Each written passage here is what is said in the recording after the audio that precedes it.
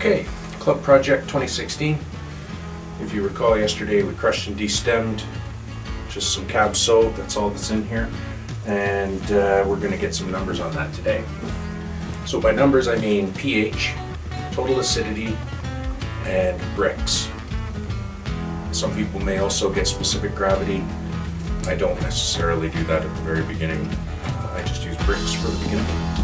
However, I'm going to use this big strainer to push down some of the grapes to make a nice little puddle of juice. Some people live, some people die. This is still not fermenting. I've got the ice inside the water bottles keeping it cold. So because of that, this refractometer is temperature sensitive. I will take a look at it immediately, but I'll also set it aside while I'm running my numbers and just confirm that once it warms up, I've got the right number. So then, refractometer, you can dip it in that juice, close the lid, and then you can look through the end.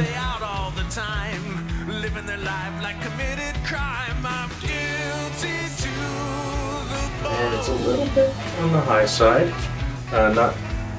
not a total surprise coming from California, but it's not as high as what I've seen in the past. It's showing a Brix of 25, but we're going to let that warm up.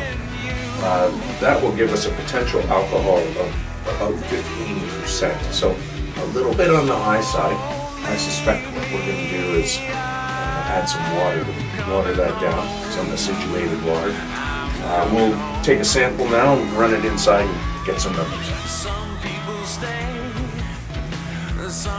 Not bad color for a day.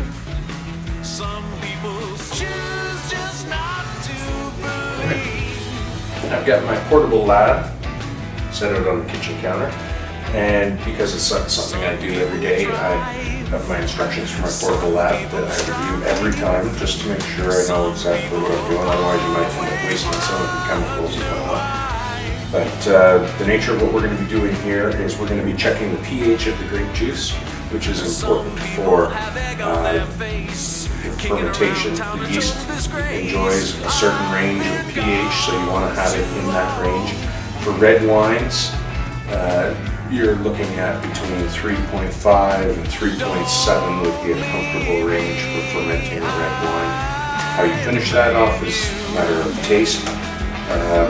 However, we're going to try to shoot for that. Typically from California, the pH comes in high, so we end up adding some acid to bring that pH down. And if we do have to add acid, we'll add tartaric acid.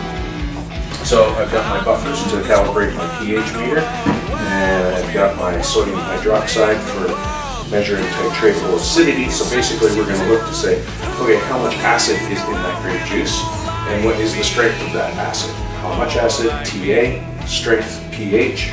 I'm not a chemist, but that's my understanding. So we're going to get a couple of small samples for doing those tests. We've got our meter ready to go. We just have to calibrate it all.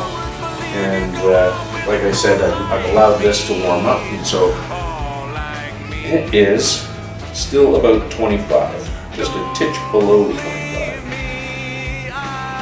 which is going to give us a potential alcohol just under 50%. Now it's only been a day. It's possible that as the raisins swell up, there were a few raisins, they could release some more sugar, so there's no rush to add anything at this point. It's just sitting there cold soaking for the next few days, so I'll check it again, and if necessary make the adjustments. I'm going to confirm with the club to see what they want.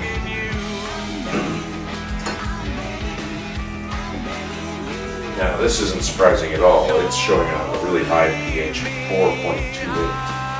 That is pretty common for California grapes coming to Ontario. Normally for a red wine, you're looking at 6 grams per liter, plus or minus on either side. I'm predicting this will be about 3 grams per liter. Now when we go to add acid to the wine, we add it slowly because it's easier to put it in than it is to take it out. You can always add it in again. So I will add acid today and then check again tomorrow and add acid again if necessary.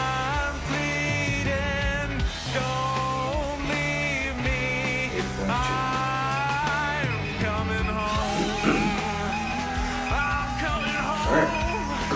Oh, that shows a total acidity of 8.2. That seems high. I'm going to check again.